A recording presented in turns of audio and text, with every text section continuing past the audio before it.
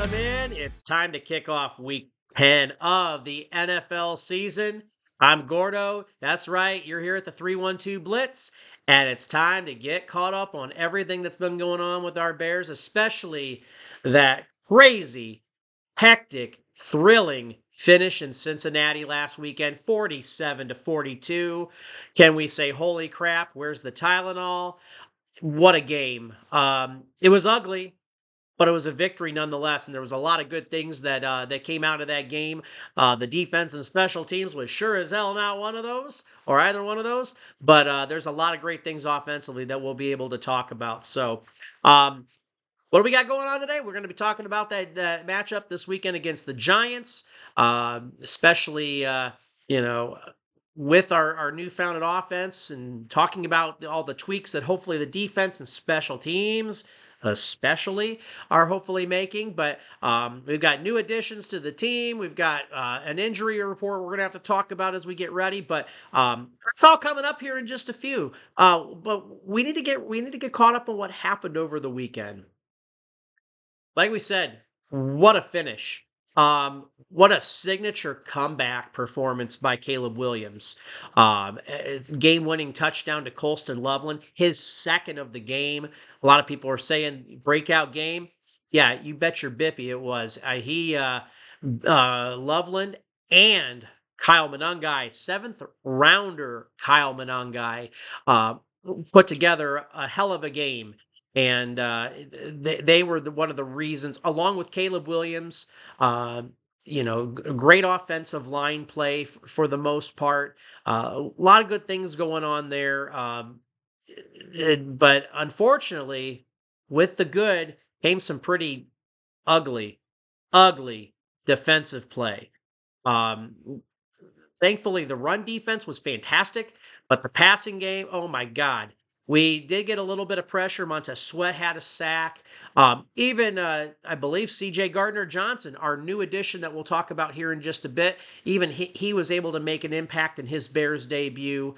There was forced fumble, obviously, and Gervon Dexter ended up recovering that. Well, there was just so many great things that happened up front. Unfortunately, the secondary, Nashawn Wright, and obviously Tyreek Stevenson, they got burned. Higgins, Jamar Chase, I mean, you're facing the best of the NFL right there in terms of wideouts. And they did. They got torched quite a bit during the game. I mean, Flacco threw for just under 500 yards passing. It was not pretty. And then on top of that, you gave up an opening kick return for a touchdown by Charlie Jones. What the hell's going on there with the kick recovery team? Or sorry, I'm just really fed up right now with the fact that we had that. We had a missed field goal kick that was like 47 yards by Cairo Santos. We had an onside kick from Cincinnati, which was what pulled them back into this game. You've got your onside kick crew that is just watching that ball bounce right in front of them and past them, and it was like watching something in slow motion, and they're not even budging. Like, just defense and special teams just really laid a big egg today. But thank God for the offense. Hell of a comeback. Like we said, great game from Monangai, his first start, especially with DeAndre Swift being out.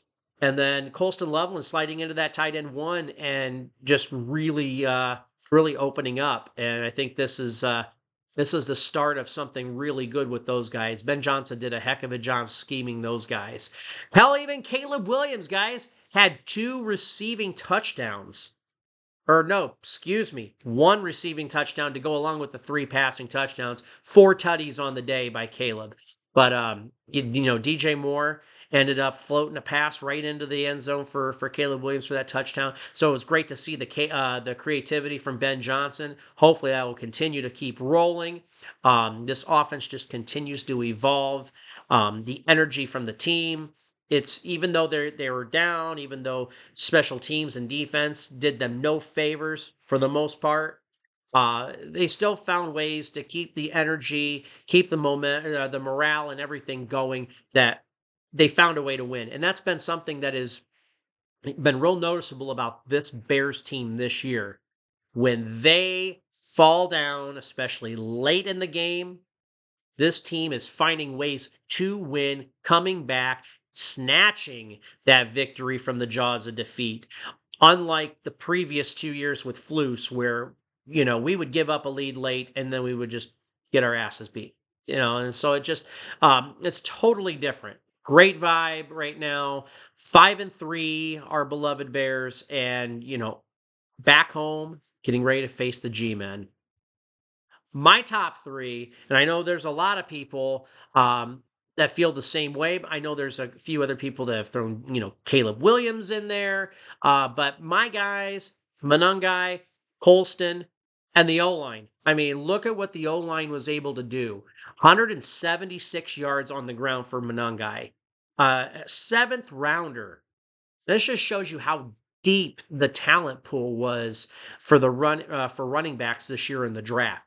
A seventh round gem, and hats off to Ben Johnson, especially hats off to Eric Bieniemy, coaching him up to be the back that he is right now, and to have close to 200 yards of total yardage. Fantastic. In your first full game, like your first game starting, just was blown away. And major kudos, like I said, to the O-line to keep holding, up those defensive linemen, opening up holes, and just continuing to just get better each week. Especially Darnell Wright. I don't know if you guys watched Darnell Wright at all. Holy crap. I mean, he was barreling people over left and right. He looks like an all-pro. There's a reason why Ryan Poles picked him over Jalen Carter. A lot of people that's been a big controversial issue in recent past couple years, but I think that it's really paying off. Theo Benedette is still, he's good. He's still doing some good things. The pass blocking is still an issue, but he's a hell of a run blocker in my opinion. Love what's going on in the interior. Joe Thuney, another great week of playing clean. Just a lot of good things going on along the lines. So kudos to those guys. Sorry defense, sorry special teams. It just wasn't enough to crack my top. So hopefully you guys will redeem yourselves next week. So yesterday's trade deadline came and went, and all of us fanatical, maniacal Chicago Bears fans were hoping for the big flashy trade. Let's bring in Trey Hendrickson. Let's bring in Max Crosby, Jermaine Johnson. Let's go out and get, a corner like the corner out of New Orleans, Alante. Alante Jackson, I think is his name. There's all these different players that were being mocked to all these teams and quite a few to the Bears. But unfortunately, the right offer was not there. A lot of people gave Poles a lot of crap about that. And then, seeing the overpay that was happening with some of these trades yesterday, I think the one in particular was with Sauce Gardner going to the Colts, seeing 2 first-round picks going there, back to New York. And then Adonai Mitchell, the wide receiver, going back as well. Steep overpay for cornerback that has not had more than just a few interceptions in his career. He's a talented corner, but I don't think he's enough to warrant 2 first rounders being traded. I could see, second, maybe a first, if it's at the bottom end of the first. I mean, I don't know. I feel like it was a serious overpay. I even think with the Quinnen Williams trade. I think there was definitely an overpay there as well. But great for the Jets because now you've got 3 first round picks coming up. I mean, for the next 2 years, you've got a bevy of good picks to work with. So hopefully they'll be able to make some good moves with that. But Chicago did make a trade, and we did address a need, which happened to be at the edge, at the defensive end, Joe Tryon-Shoyinka, and a 7th rounder came back to us for our 6th-rounder that went to the Browns. A lot of people are like, who? Who's this guy? Um, he's only been with the Browns just this season, but prior to, he did play with the Buccaneers, and he was a very useful player. Um, he's only 26, and he's got 15 career sacks. Unfortunately, none this year. But a lot of people are talking about how good he is off the edge. He's got good energy. He also has the same stats or similar stats to Jermaine Johnson out of the Jets, which the Jets were really fighting like hell to get a 2nd-rounder for Jermaine, and nobody was biting on that, especially Poles. And Poles was checking in, wanted to pull some sort of deal out, but for a second was too rich. And we've been burnt before in the past. I mean, look at Chase Claypool. We traded a 2nd to Pittsburgh for Chase Claypool. Yeah, that screwed us big time because he definitely did not work out. This guy has, very similar stats to Johnson over there for the Jets. So he'll be a rotational piece. It sounds like he's going to be more of that Dom Rob kind of edge. He'll rotate in. He's got a good motor about him. He's young, and let's see if he can be coached up. For a 6th-rounder and knowing we didn't have to overpay, I think this was a good move by Poles. He should be credited for it. And it's great to see that, he wasn't desperate to just make a move. He's thinking about the future as well. And then, I mean, hell, we didn't even mention this yet. If I were to give a 4th position out on my top 3 of the game, I'd probably give a 4th ball out there to Austin Booker. Hey, made his season premiere, and got a sack, and it was one that actually, I believe, stripped the ball that got the ball back with Javon Dexter recovering it. So I think that's great. He was picking up right where he left off from the preseason, being a menace during the preseason, and it's looking like it's transferring over into the regular season. I mean, he made Orlando Brown Jr. look like fool. He beat him up, basically. He got around him and was able to get to Flacco. So I think that, a lot of people are nervous about that because it's just Austin Booker and Montez Sweat at the top, and then some of these fringe guys. But I think there's some decent depth there. So what do you guys think about this? I know this is controversial. I'd love to hear what you guys think. Please leave a comment below. Tell me who you think, we should have looked at, or maybe who we should look at next off season, or, draft is still very early on, but there's players that are already making an impact this year in college football. Put down some potential targets that you guys see, because obviously going into next year, edge is going to continue to be position that we need to upgrade. So let me know what you think. So now we got to talk some buzz action here. We've got a lot going on here. Some stuff from last week, some stuff from this week, but I think the most important one right now is because we're talking about upgrading the defense. Asante Samuel Jr. tomorrow is coming to Chicago and having his visit. He's been cleared by doctors.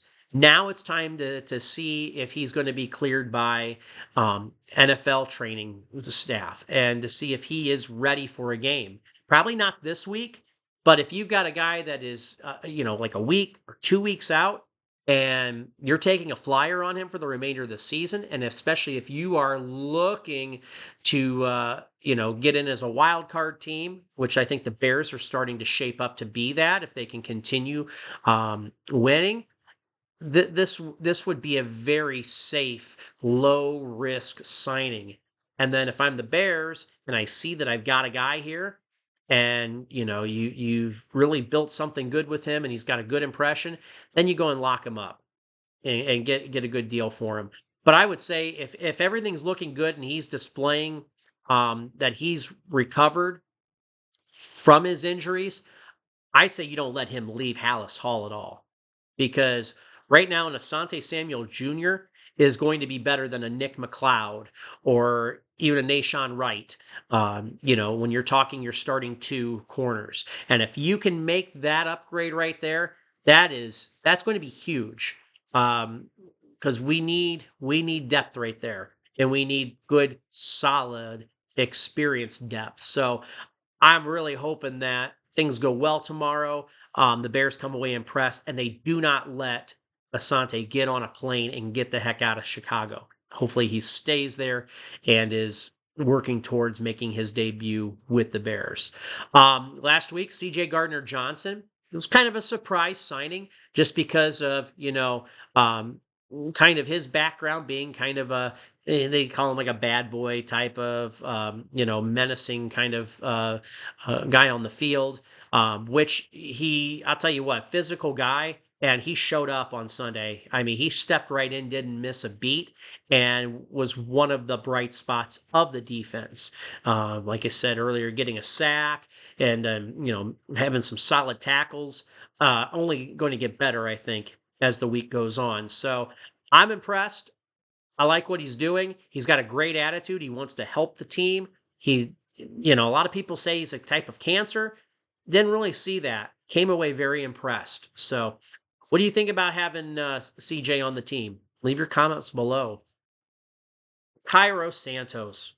What the hell? When are we going to move on from Cairo? I love him. He's been serviceable, but these last couple of seasons have just been so difficult, especially when we're in a league now where people are able to easily boot 50 yards and plus. No problem at all. I mean, look at Cam Little down in Jacksonville. 68-yarder, new record.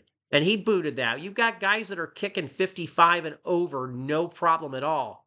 But we're sitting there waiting with bated breath to see if it's going to even remotely come close from Cairo. Jake Moody has filled in admirably. He's had a couple over 40, and he's been very good. And the couple of times that he's filled in for Cairo Santos, I think it's time to start working towards finding the next kicker. It's been real.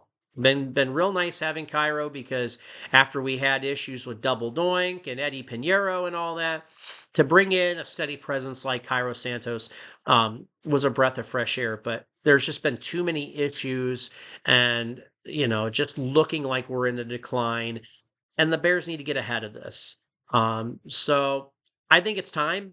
I want to see what Jake Moody can do. He's not as accurate, but he's got a leg on him. And maybe that can continue to be coached up and we be worked on.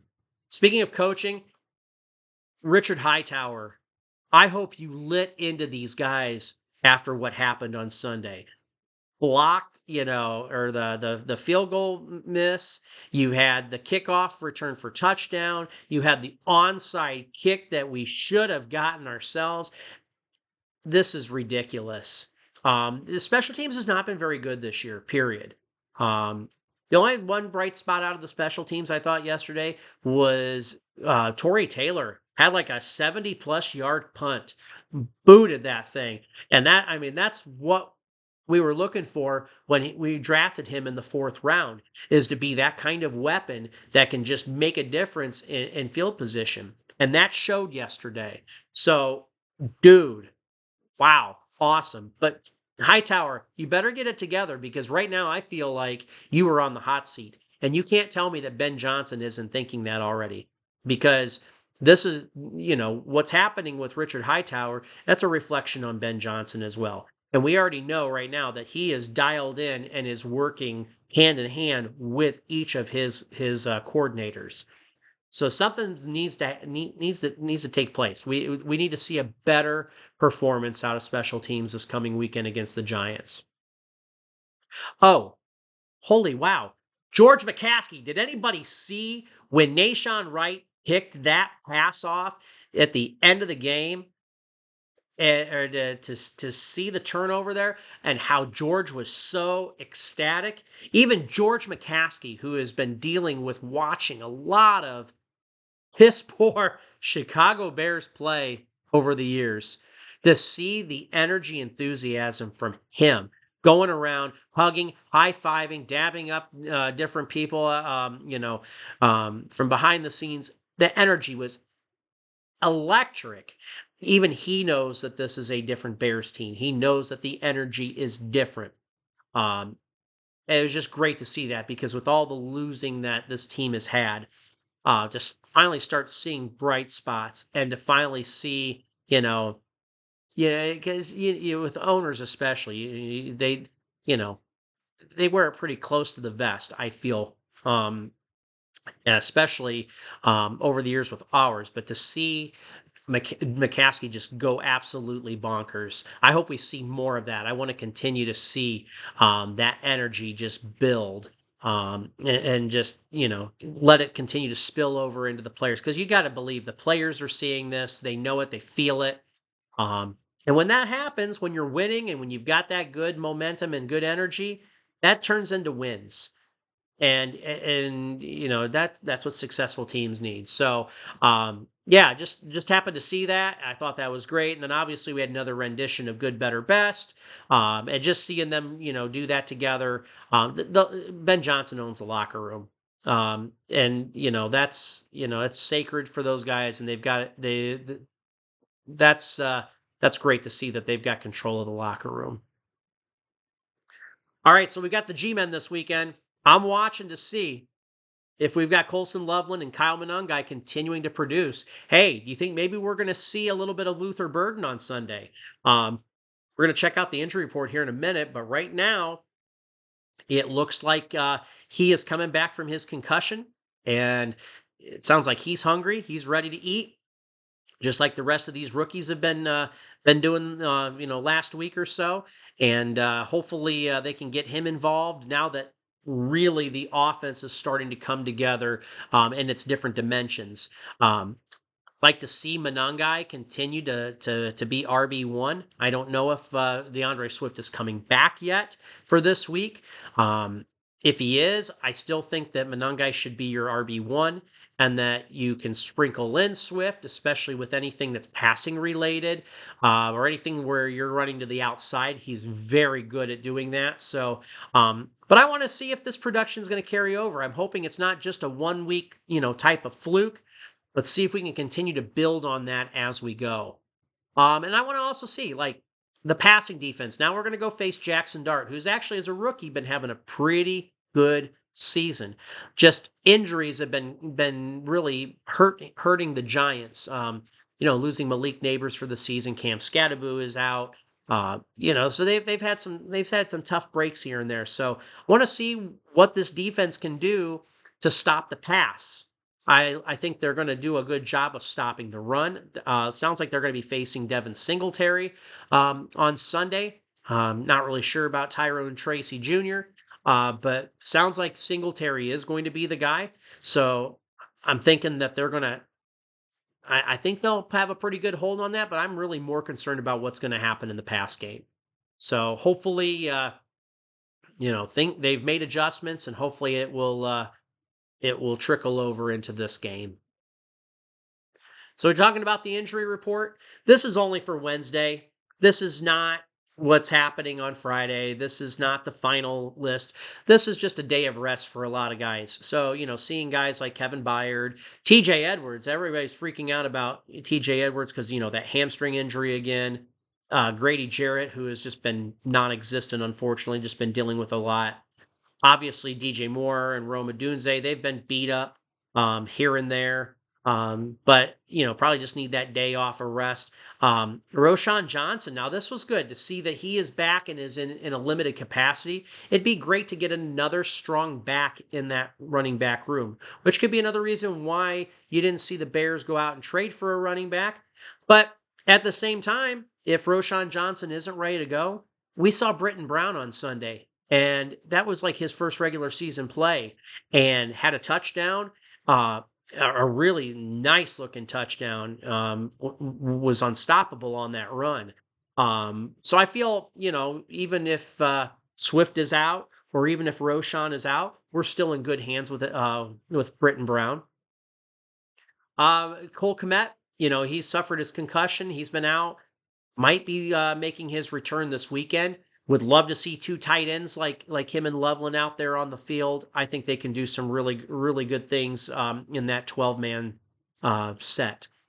Kyle Monangai, He's just resting. I mean, he ran all over the damn field. He ran an entire football field and a half plus on Sunday. So can see why he would want to be resting. Same with DeAndre Swift. Still has that groin injury. Looking pretty iffy right now, so we'll just have to keep a close eye. Luther Burden is back at full strength, and amen, Bamiga is finally coming back. I think that's a boost to special teams because he is a special teams ace, as well as Josh Blackwell. So hopefully Blackwell will clear the concussion protocol and be good. But to finally have Bamiga out there, finally, I think is a good upgrade there, special teams wise. And we've gotten Travis Homer back last week, so just continue to get full strength in that department. And don't be surprised if Amen makes it onto the defensive side as well. To spell or to be in for special packages. So just have to see. But that's what's looking like right now. So we'll keep you posted and let you know what's going on there. Our keys to victory. This is the 3-1-2 keys to victory. Keep running the ball. It's working well. The last couple weeks it's been real successful. Last few weeks, we got to keep doing that. Penalties are down.